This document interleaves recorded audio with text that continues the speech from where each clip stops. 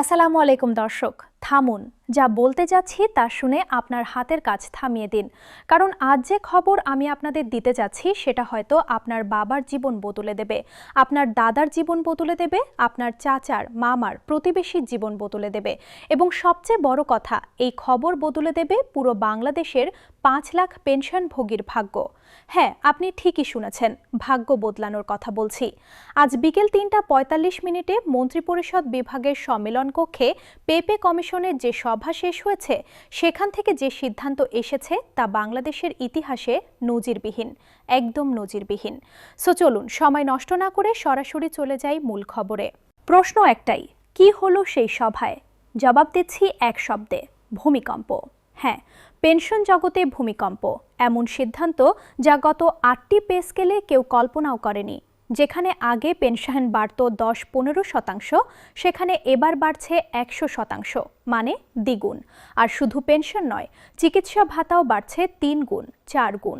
এবং এই বৃদ্ধির পেছনে রয়েছে একটি মহান নীতি, যে যত গরিব সে পাবে তত বেশি। এটাই হলো আসল সমাজতন্ত্র, এটাই হলো আসল ন্যায় বিচার। তো এবার জানুন কে কত পাবেন। প্রথমেই বলি সবচেয়ে আবেগঘন অংশটা, যারা মাসে ২০,০০০ টাকার কম পেনশন পান। এরা কারা জানেন? এরা হলেন দেশের সেই ২ লাখ তৃতীয় ও চতুর্থ শ্রেণীর কর্মচারী, যারা সারা জীবন ঘাম ঝরিয়েছেন।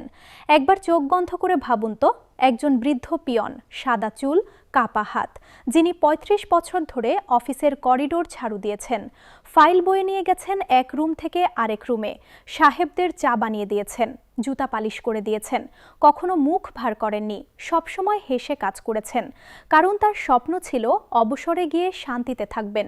কিন্তু বাস্তবে কি হলো? অবসর নিলেন, পেনশন পেলেন ১০,০০০ টাকা, আর এই ১০,০০০ টাকা দিয়েই তাকে চালাতে হচ্ছে সংসার। ১ মিনিট, ১০,০০০ টাকা দিয়ে কিভাবে সংসার চলে ঢাকা শহরে? একটা টিন শেডের ঘরের ভাড়াই ৫,০০০ টাকা, এক মাসের চাল ডাল তেল নুন কিনতে লাগে ৬,০০০ টাকা। শুধু খাওয়াই নয়, ওষুধও তো কিনতে হয়। বয়স হয়েছে তো, ডায়াবেটিস আছে, প্রেশার আছে, মাসে ওষুধের পেছনে যায় ৩,০০০ টাকা, বিদ্যুৎ পানির বিল ২,০০০ টাকা, মোট ১৫-১৭,০০০ টাকা খরচ। কিন্তু পেনশন ১০,০০০, বাকি ৫-৭,০০০ টাকা কোথা থেকে আসবে? ছেলে রিকশা চালায়, তার আয় তো ১,০০০ টাকা, সেখান থেকে বাবাকে দিতে হয়। মা অসুস্থ হলে চিকিৎসা করাতে পারে না, কারণ টাকা নেই। এই হলো বাস্তবতা, এই হলো লাখো মানুষের যন্ত্রণা। কিন্তু আজ থেকে সেই যন্ত্রণার সমাপ্তি। পে কমিশন তাদের কথা শুনেছে, তাদের কান্না দেখেছে এবং নিয়েছে ইতিহাসের সবচেয়ে সাহসী সিদ্ধান্ত। এই শ্রেণীর প্রতিটি মানুষের পেনশন বাড়বে ১০০%। ১০০% মানে কি জানেন? মানে যিনি ১০,০০০ টাকা পেতেন আগামী মাস থেকে পাবেন ২০,০০০ টাকা, যিনি ১২,০০০ টাকা পেতেন পাবেন ২৪,০০০ টাকা, যিনি ১৫,০০০ টাকা পেতেন পাবেন ৩০,০০০ টাকা। ভাবুন তো, রাতারাতি আয় দ্বিগুণ। এই বৃদ্ধি মানে শুধু টাকা নয়, এটা মানে সম্মান, এটা মানে স্বাধীনতা, এটা মানে একজন মানুষ আর তার সন্তানের কাছে হাত পাতবেন না। তিনি নিজের মাথায় তেল দিতে পারবেন, নিজের জামা কিনতে পারবেন, বছরে একবার হলেও গ্রামের বাড়িতে যেতে পারবেন, জীবনে একটু শান্তি পাবেন। এটাই তো চাই আমরা সবাই। এবার দ্বিতীয় ক্যাটাগরি, মধ্যবিত্ত শ্রেণী, যারা মাসে ২০,০০০ থেকে ৪০,০০০ টাকা পেনশন পান। এদের সংখ্যা ২.৫ লাখ। এরা কারা? এরা হলেন সেই শিক্ষক যিনি ৩০ বছর স্কুলে পড়িয়েছেন, সেই হিসাব রক্ষক যিনি সারা জীবন সরকারের হিসাব ঠিক রেখেছেন, সেই সহকারী কর্মকর্তা যিনি ফাইল সাজিয়েছেন, নোট লিখেছেন, অফিস চালিয়েছেন। এরা মধ্যবিত্ত ছিলেন, মধ্যবিত্তই থাকতে চান। এদের স্বপ্ন আলাদা। তারা চান মাসে একবার পরিবার নিয়ে ভালো রেস্তোরাঁয় খেতে যেতে, নাতির জন্মদিনে ভালো একটা উপহার দিতে, বছরে একবার কক্সবাজার বা রাঙামাটি ঘুরতে যেতে। এগুলো কি বেশি চাওয়া? একদমই না। এগুলো মানুষের ন্যূনতম অধিকার। আর এই অধিকার রক্ষায় পে কমিশন প্রস্তাব করেছে ৭৫% বৃদ্ধি। একজন কর্মকর্তা এখন যদি ৩০,০০০ টাকা পান, তিনি পাবেন আরও ২২,৫০০ টাকা। মোট পেনশন হবে ৫২,৫০০ টাকা। এই টাকা দিয়ে তিনি মর্যাদার সাথে বাঁচতে পারবেন, তার সন্তানরা গর্ব করতে পারবে, আমার বাবা স্বাবলম্বী, তাকে আমাদের কাছে হাত পাততে হয় না। এই গর্ব অমূল্য, এই গর্ব কোনো টাকা দিয়ে কেনা যায় না। তৃতীয় ক্যাটাগরি উচ্চপদস্থ কর্মকর্তারা যারা 40,000 টাকার বেশি পান, সংখ্যায় 500 জন। এরা সচিব, অতিরিক্ত সচিব, যুগ্ম সচিব পর্যায়ের মানুষ যারা দেশ পরিচালনার গুরুত্বপূর্ণ সিদ্ধান্ত নিয়েছেন। তাদের জন্য 55% বৃদ্ধি। যিনি 50,000 টাকা পান পাবেন 77,500 টাকা। টাকার অঙ্কে বড় বৃদ্ধি, যদিও শতাংশে কম, কিন্তু এটাই ন্যায় বিচার, কারণ যার বেশি দরকার তাকে বেশি দিতে হবে। এখন অনেকে বলতে পারেন, আচ্ছা, এই যে গরিবকে বেশি দেওয়া, ধনীকে কম দেওয়া, এটা কি ঠিক? আমি পাল্টা প্রশ্ন করি, একজন মানুষ যার 8,000 টাকা পেনশন, তার জন্য 8,000 টাকা বাড়া মানে কি? মানে তিনি এখন দুবেলা পেট পুড়ে খেতে পারবেন, ওষুধ কিনতে পারবেন, ঘরের ভাড়া দিতে পারবেন, মানে বাঁচতে পারবেন। কিন্তু যার 50,000 টাকা পেনশন, তার জন্য 25,000 টাকা বাড়া মানে কি? মানে তিনি আরেকটু ভালো গাড়িতে চড়বেন, আরেকটু ভালো হোটেলে খাবেন। দুটোই ভালো, দুটোই দরকার, কিন্তু কোনটা বেশি জরুরি, বাঁচা না ভালো থাকা? উত্তর পরিষ্কার, বাঁচা। আর তাই পে কমিশন এই সিদ্ধান্ত নিয়েছে, এবং এটাই সভ্যতা, এটাই মানবিকতা, এটাই বাংলাদেশ। কিন্তু দর্শক, আসল চমক এখনো বাকি। পেনশন বৃদ্ধি তো হলো, কিন্তু যেটা শুনলে আপনি চমকে যাবেন সেটা হলো চিকিৎসা ভাতা। এবং এই চিকিৎসা ভাতার গল্পটা আপনাকে বলতেই হবে, কারণ এটা শুধু টাকার গল্প নয়, এটা জীবন বাঁচানোর গল্প। বয়স্ক মানুষের সবচেয়ে বড় ভয় কি জানেন? অসুখ। বয়স বাড়ার সাথে সাথে শরীরে রোগ বাসা বাঁধে। 50-এর পর ডায়াবেটিস ধরা পড়ে, 60-এর পর প্রেশার আসে, 70-এর পর হার্টের সমস্যা দেখা দেয়, 80-তে পৌঁছালে তো পুরো শরীরটাই যেন একটা হাসপাতাল। প্রতিদিন ওষুধ, সপ্তাহে ডাক্তার, মাসে হাজারখানেক খরচ, বছরে লাখ টাকা উড়ে যায়। এই টাকা আসবে কোথা থেকে?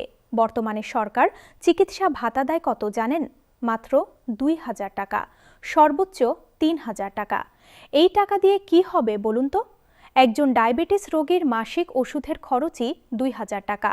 সেখানে প্রেশার, হার্ট, কিডনি, চোখ, হাড় সব মিলিয়ে খরচ 10,000 টাকা। কিন্তু সরকার দেয় 2,000 টাকা। বাকি 8,000 টাকা কোথা থেকে আসবে? পেনশন থেকে কাটতে হয়।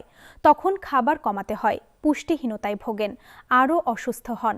এভাবেই চলছিল বছরের পর বছর। কিন্তু এখন সব পাল্টে যাচ্ছে।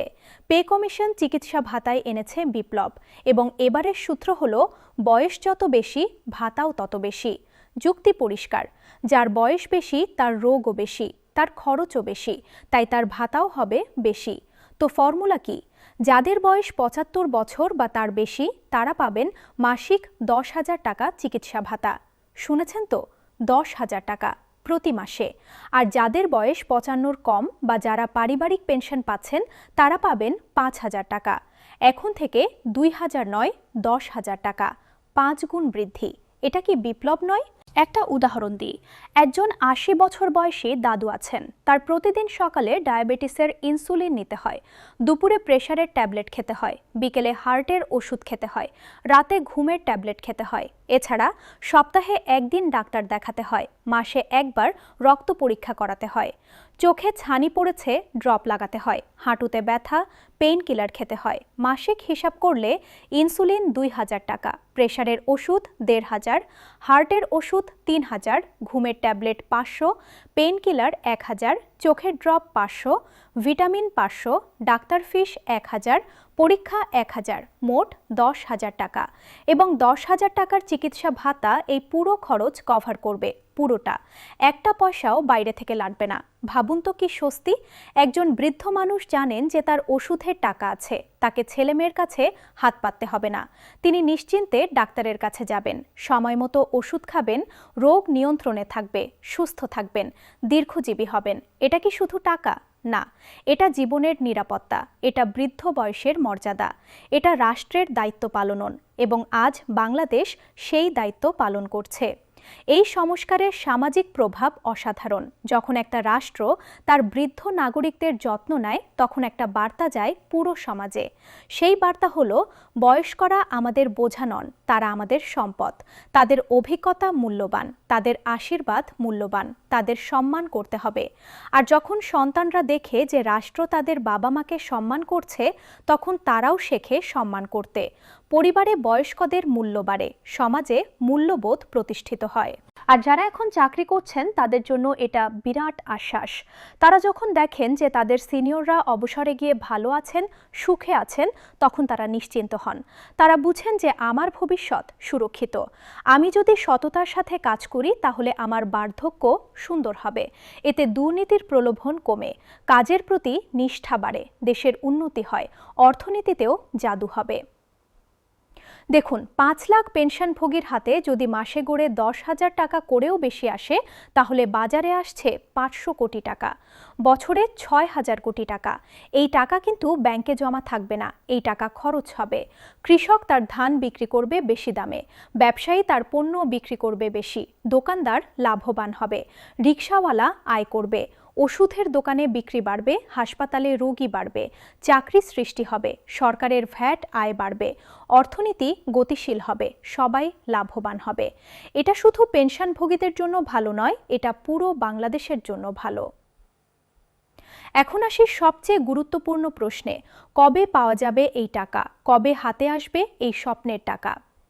দেখুন, পে কমিশন তাদের কাজ শেষ করেছে। এখন তারা রিপোর্ট জমা দেবেন প্রধান উপদেষ্টার কাছে।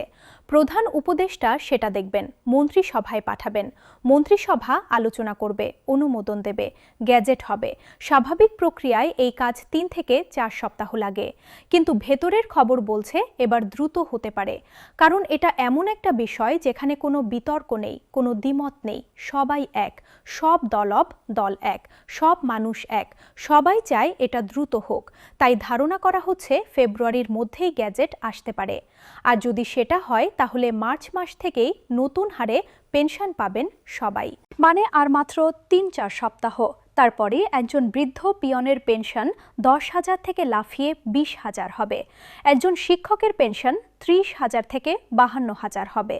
একজন সচিবের পেনশন ৫০,০০০ থেকে ৭৭,০০০ হবে। আর সবার চিকিৎসা ভাতা ৫,০০০ বা ১০,০০০ হবে। কল্পনা করুন সেই দিনটা, মার্চ মাসের প্রথম সপ্তাহ, ব্যাংকে লম্বা লাইন, হাতে পেনশন বই, মুখে হাসি, চোখে জল। কেউ হয়তো সেই টাকা দিয়ে বাজার করবেন, কেউ ওষুধ কিনবেন, কেউ নাতিকে খেলনা কিনে দেবেন, কেউ হয়তো গ্রামের বাড়িতে যাওয়ার টিকিট কাটবেন।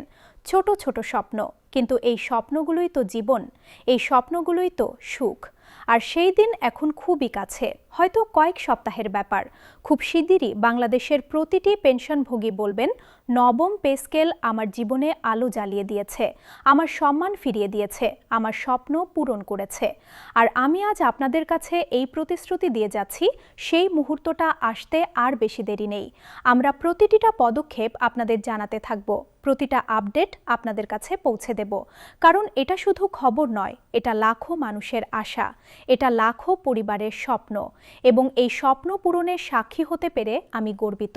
আমি থাকছি আপনাদের সাথে সংবাদ পরিবেশনায়, সত্য জানাতে, আশা জাগাতে, খবর দিতে। আসসালামু আলাইকুম।